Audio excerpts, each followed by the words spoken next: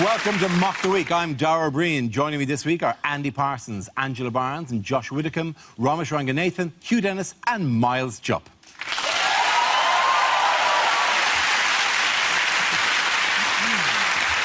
We start with a game called Picture of the Week. I show the panel a topical image and ask them to tell me what's happening. So, everybody, what's going on here? Is it the new series of Wife Swap? Is this what Life of Pi looked like before they added the CGI? Yeah. Is this a gay couple showing Merkel and Cameron that did actually cause the flooding? I think it's more likely to be saying, so we're agreed, 3 more days, then we eat Angela. Is it simply dogging for posh people? Roll over to that one there. You're doing an excellent job. Keep it going. Very good. We'll just tie up here. What you can't see is Farage on the shore side with his binoculars. Just go there. It's a boatload of immigrants. I don't think they're trying to get into Britain. Actually. Are they saying, so the rule is, if she sinks, she's a witch? Is she saying, David, this is neither the time nor the place to bring up the D-Day landings? Is it Dara Breen livid with the new cast for 3 Men in a Boat? That's you. To be honest, you know, lose a couple of pounds. That could be the guy there with his back to you. A couple of pounds? All right. All right. Yeah. Does anyone know what it actually is? I think this is the European leaders out on a boat trip discussing this guy Jean-Claude Juncker's appointment as the President of the European Commission. Yeah, we'll give you that. Well done. Thank you very much. Here,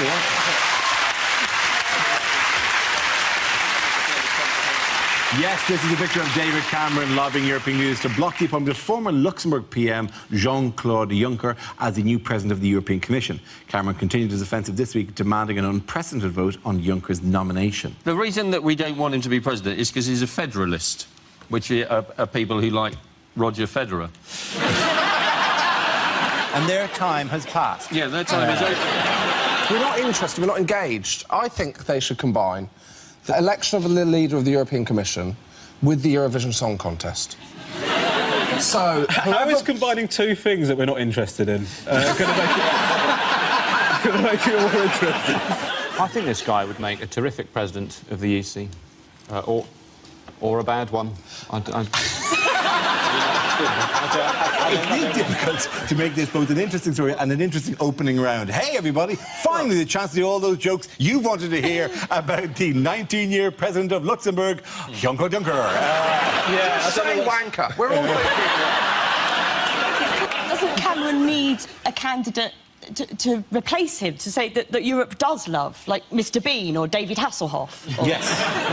Or Conchita Wurst. Yeah. Exactly, yeah. So he's a federalist and he comes from Luxembourg. Yeah. And we have nothing in common with Luxembourg, except possibly in the future, our FIFA ranking. Cameron is basically trying to be tough against UKIP, isn't he? He's going to try and show everybody that he's really tough. And because what happened, he made a mistake. He called UKIP, he said all their supporters were fruitcakes, loonies and closet racists. And then loads of people actually went out after he'd said that and voted for UKIP. It was like he had described a large part of the British electorate. There is a party for me! Finally. Brilliant! Don't you think it's ridiculous, though? I mean, the reason UKIP did very well in the European election is because everybody's worried about immigration. And it's kind of... What I don't understand about that is why they think immigrants want to come here. It's like the immigrants have looked on TripAdvisor for Britain and gone, oh, yes, no, this looks good. Yes, it's cold, it's wet, they're shit at football, let's go there. That was an incredible generic immigrant accent. Yeah. Very good. Tiny bit of Nigeria, tiny bit of the Indian subcontinent. It was amazing how you got them all. Detected a little Susan of Sri Lanka. And a tiny little bit of meerkat.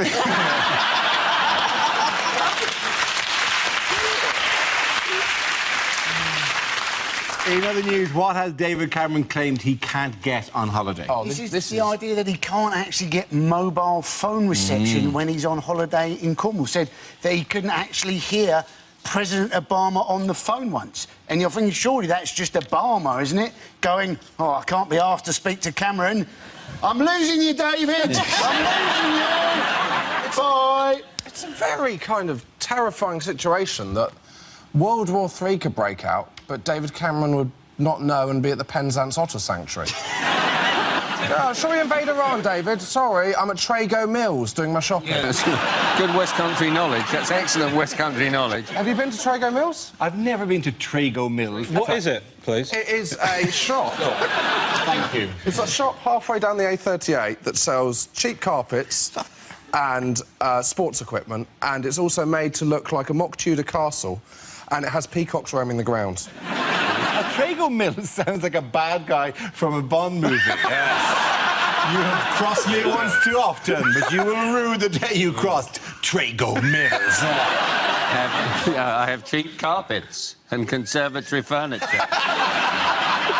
I know that the point of this story is to sort of strong-arm mobile phone companies into sharing maths, some sort of technical element to it. But it is, I paint a slightly ridiculous situation that if I walk 10 feet, I'm suddenly out. And all those times that Obama's ringing me, that I've got to return home, and like the local shopkeeper goes, "Oh, you had a phone call? No phone? Some Obama bloke rang." He said it was very sunny in Iraq. It just shows you the different level of technology between the two countries. Obama's got Air Force One and the Beast, and Cameron has got a Samsung Galaxy. I mean, do you think he got to the point where, like, you know, Nick Clegg finally thinks he's stepping up to the plate, like Cameron's on the phone? Listen, my phone reception is a nightmare. We've got an important situation. Nick, I need you to step up. I need you to do the right thing. Can you get in touch with Vodafone and get this sorted out?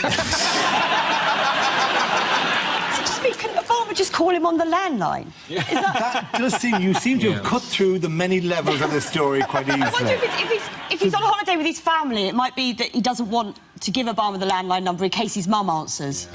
Oh, Mum, it's so embarrassing. He's supposed to talk to me, not you. The honest truth is, Obama doesn't call him. Why does he want to take work calls when he's on holiday anyway? He's on holiday, for heaven's sake. Obama shouldn't be ringing him when he's on holiday. He should be more bloody respectful.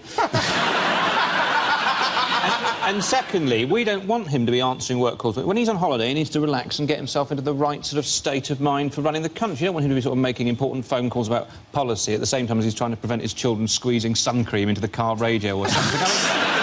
It does look like the most boring... I mean, I've been on some bad holidays. Never have gone, oh, what did we get up to? Sat with our back to the beach and enjoyed a bottle of water. It's actually a very exciting game they play, where they just sit there for hours and see which one tries to rehydrate themselves first. It would be magical. In other news, what has the government promised motorists this week? They've said that if your ticket machine is broken, then you can just park there. Which is basically going to lead to people getting to the ticket machine, seeing they've got no change, getting the baseball bat out the back of their car. I've got no change, but I do have a baseball bat. What sort of impulse purchase is that? No, just a bar of chocolate, please. Hello, are they baseball bats? I do think it is a weird strategy, because what you're saying is we're going to make it OK for you to park by a broken meter. So, you know, a solution seems to be fix the meters. Do you know what I mean? Rather than make it OK to park next to broken ones. It's like saying, well, you know, all the trains are late and we know they never arrive, you know, when they're supposed to. So what we've decided to do to tackle the problem, we've decided to abandon the concept of time. So nobody's ever going to be late for anything. Are you late, or are you not late, or are you simply never? Has it not arrived to you? At the information desk. And people go, I'm not sure you'll be able to help me. Oh, will I not be able to help you? I'm blowing your mind. Why has Pickles done this now? I reckon all that's happened is recently Eric Pickles got a parking ticket when he was only 10 minutes late, and he's thought, oh, I could do something about this. I'll tell you what he looks like there. He looks like Trago Mills. You crossed me for the last time, Mr. Bond. His hat, rather weirdly, has got the face of an owl, if you look at it. By the way, an interesting related note, what did Labour promise for everyone this week on Twitter? Oh, owls. Genuinely owls. The Labour Twitter feed, they claim, got hacked with the words, everybody should have his own owl. Right? This is sinister. This is Trago Mills. He's infiltrated both political parties at the same time. Well, I don't know. I think it's giving birds of prey away. I think it's a quick fix, but it's not a long-term solution. I'm just very sad. I live on my own. I was looking forward to getting an owl to talk to. All I've got is my Henry Hoover. Can you imagine, Baz, if you lived at home with an owl and said, "Oh, just you and me now, owl," and then the owl just slowly turned its head away.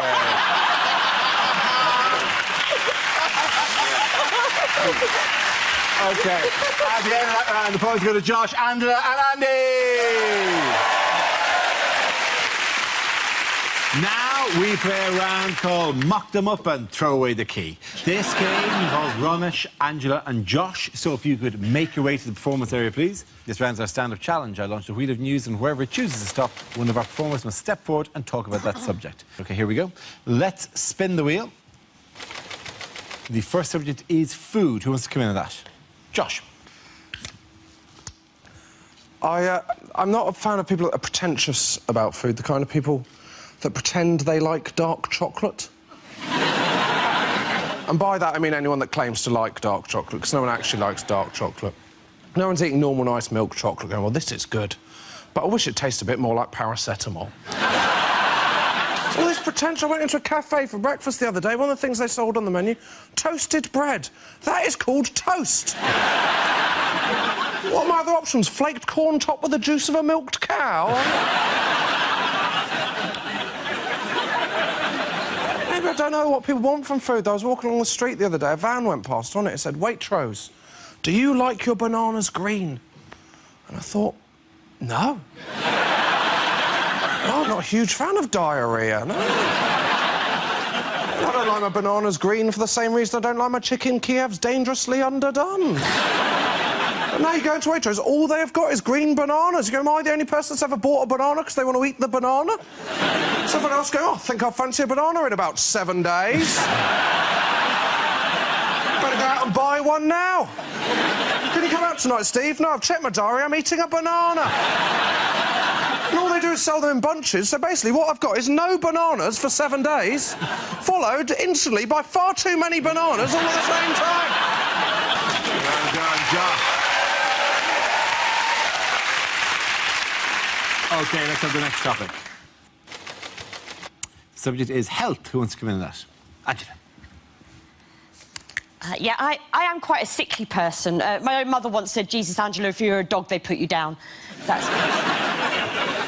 Yeah, I've got something called glue ear. Well, I don't know if you know what glue ear is. It necessitates the wearing of grommets in your ears, right? Now, I don't know. Some people have grommets when they were a child. Child is the key word there. I'm 37, I've got grommets. I might as well have sodding nappy rash. Even the word grommet is a cartoon character.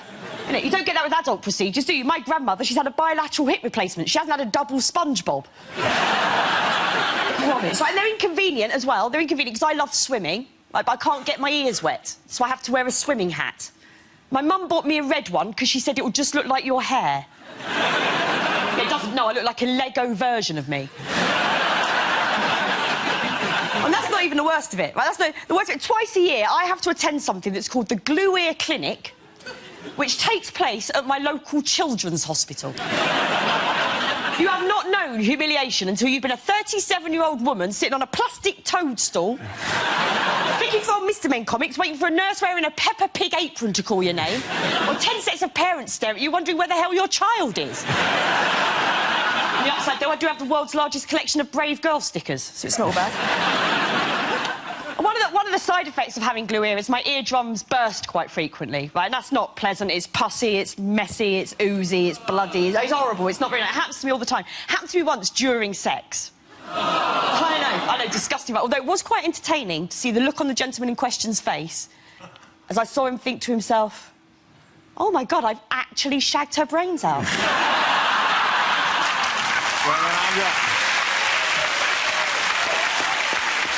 OK, that leaves us with Romesh. Let's see what you've been left with. Let's spin the wheel.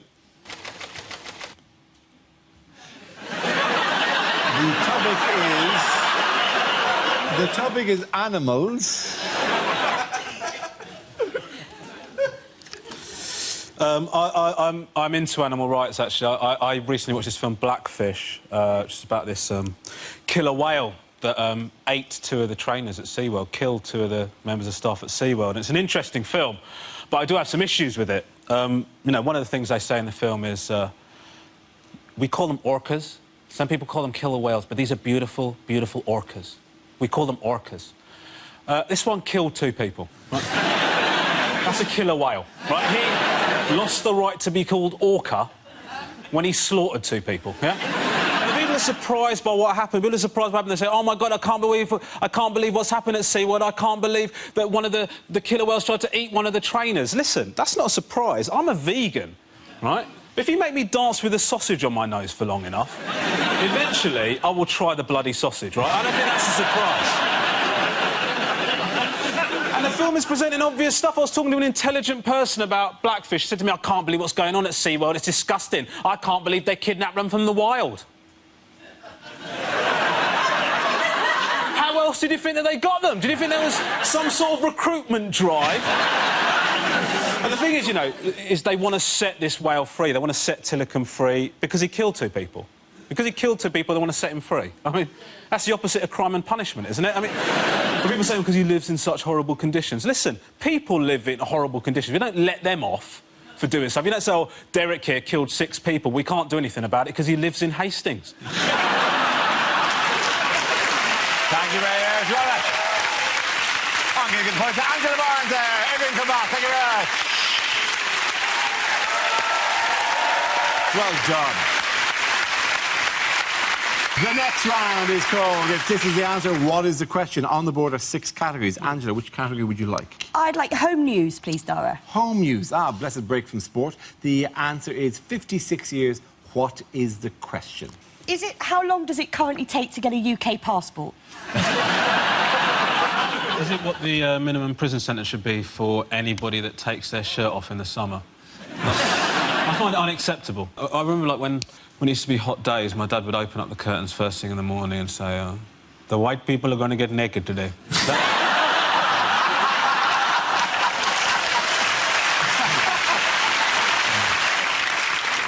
Is it how much did David Moyes age in his 6 months at Old Trafford? How long would most blokes happily sleep in the same sheets for? What does a 2-minute match summary by Phil Neville feel like? Is it how long has Prince Charles been thinking, oh, any day now?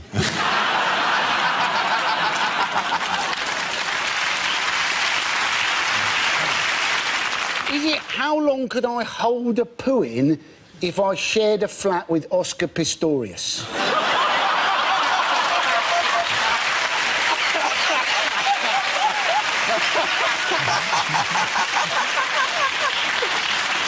I tell you what, that is the Flatshare sitcom I want to see.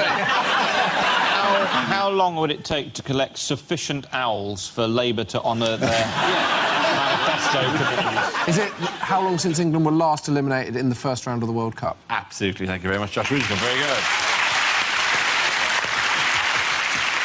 Yes, the answer I was looking for was how long is it since England last failed to progress beyond the group stage of a World Cup? Were you surprised? Were you gutted? No. No, I mean, we didn't lose all our games, did we? I mean, I thought we managed a very creditable 0-0 draw with the 2,500 to 1 outsiders. So, you know, people said we had low expectations, didn't we? And then we all got disappointed when we were knocked out after 2 games. So, obviously, our expectations weren't quite low enough, were they? What was it? It's the players as well. They didn't... Wayne Rooney said that if we'd won, we'd have gone through, and that's the main lesson to learn. and you're going, if that's the main lesson to learn, we really need to go back to basics. Well, there was Liverpool, though, and Liverpool had 5 England players in the match day team, didn't they? There was Sterling, Sturridge, Johnson, Henderson and Gerrard, and, of course, Uruguay had 2 Liverpool players in the squad, Suarez and Gerrard again. So... Very busy man that day, wasn't he? Yeah. It's interesting because I'm finding out, now that England are out, I'm finding out about the backgrounds of all my friends. Because suddenly my friend the other day was suddenly, you know, well, actually, I'm half German, so I'll support Germany now. So you kept quiet about that on D-Day, didn't you? That's... Oh, you did. Didn't you, Gunter? Here's what I thought it was an unfortunate thing to bring up on the boat. I've actually just started pretending I'm Costa Rican. I will switch to whatever I need to, you know. I'm in the cricket, I'm very Sri Lankan at the moment. During the Ashes, I pretended I was Aborigine. Like, I don't care. I will go wherever the results take me. If I were Roy Hodgson now, I'd be a pundit, because like, he could be a pundit anywhere in the world. Apparently, he can speak 5 languages. Yeah. Roy Hodgson, which is literally 5 more than Phil Neville. So... Roy Hodgson always looks like a man who'd be far happier inside eating soup.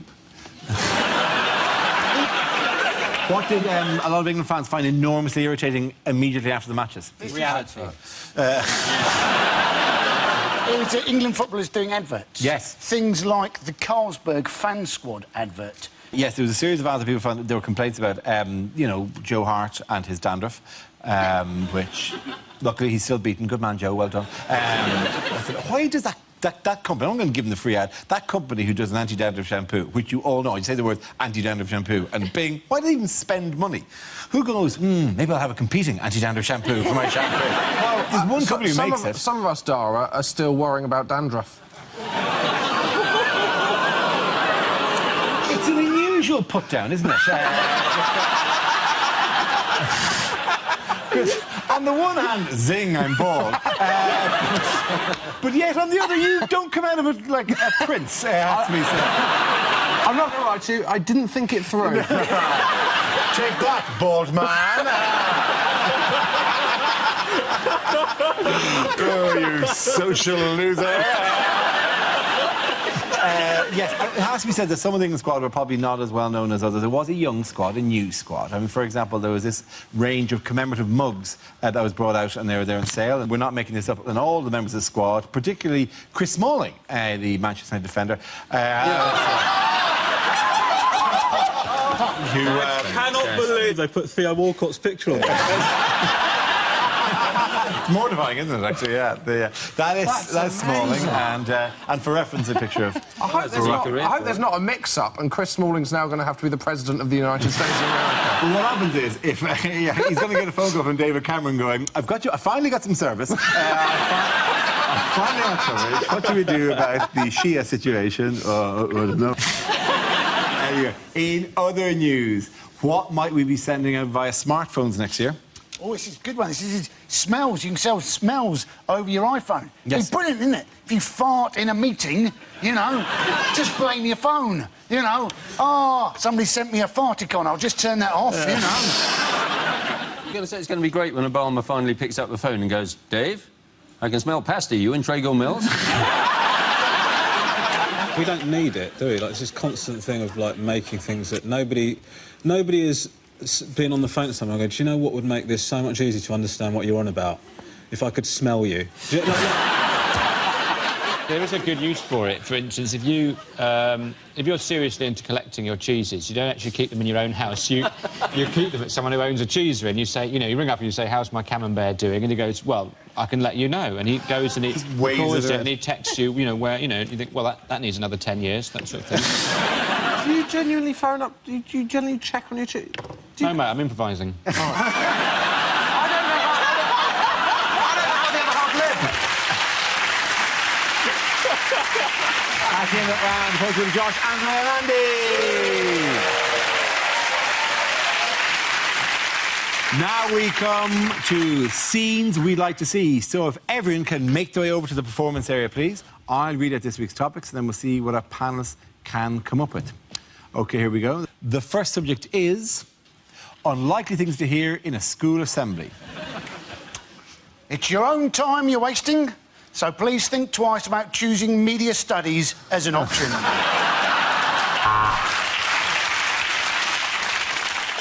We are not involved in extremism, and any suggestion we are is deeply offensive to us all here at the Jihadi Death to the West Academy.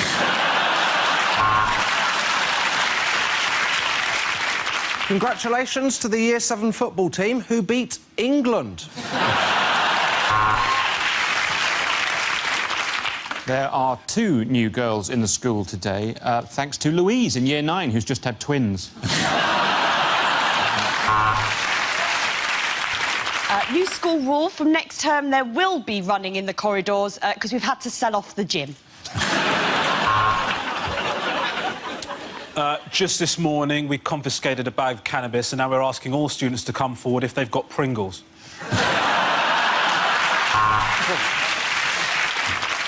Good news for last year's leavers. We have 4 at Durham, 4 at Edinburgh, 4 at Bristol, and you can't find a better selection of prisons than those.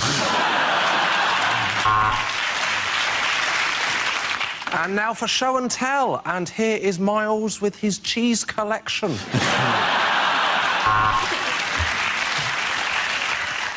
Congratulations to the first 11 who yesterday beat St Christopher's 37-0. St Christopher's is an intensive care unit, but nonetheless, well done.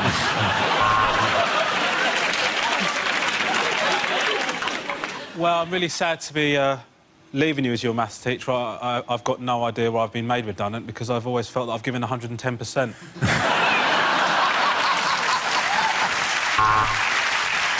Just a note for 5D. When I said that Thomas should be in a blazer, I didn't mean set him on fire.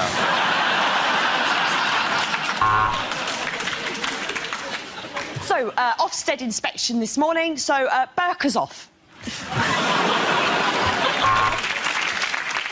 Now, I know today is no school uniform day, Barry, but we were hoping that you would wear something else. And now the register is the reason that Mr. Smith cannot be here at the school today. So if ever you feel the need to do drugs, have a word with the supply teacher. OK, the next topic is commercials that never made it to air. Come to Treagle Mills. We got peacocks and everything.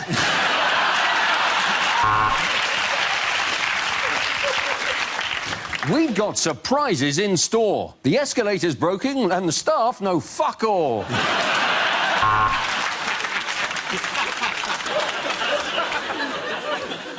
Dignitas. It's not au revoir.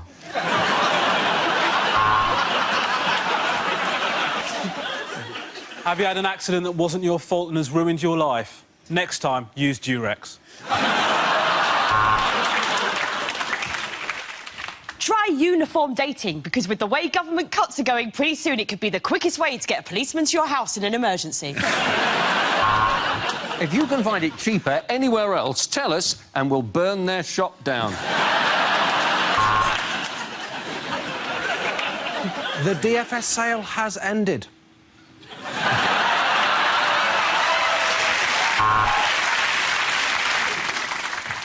Have you been injured whilst doing voluntary work?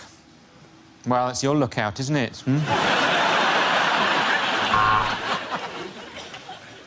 The Dyson hand dryer. The perfect way to drown out the sound of somebody having a shit.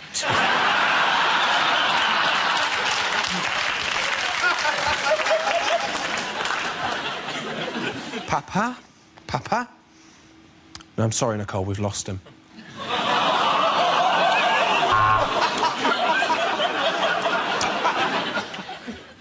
Buy Lidl wine, because poor people shouldn't have to drink cider. Steven Gerrard drinks Lucasade. This has been a Red Bull commercial.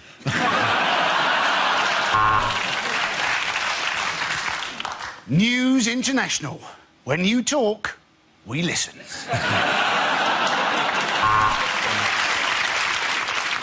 To qualify for second meerkat toy, Alexander has invaded Ukraine.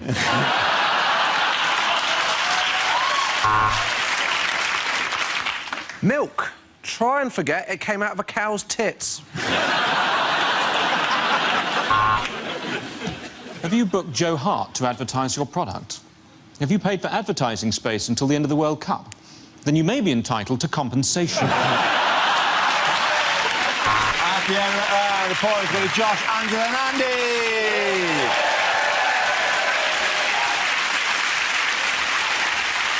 And that's the end of the show.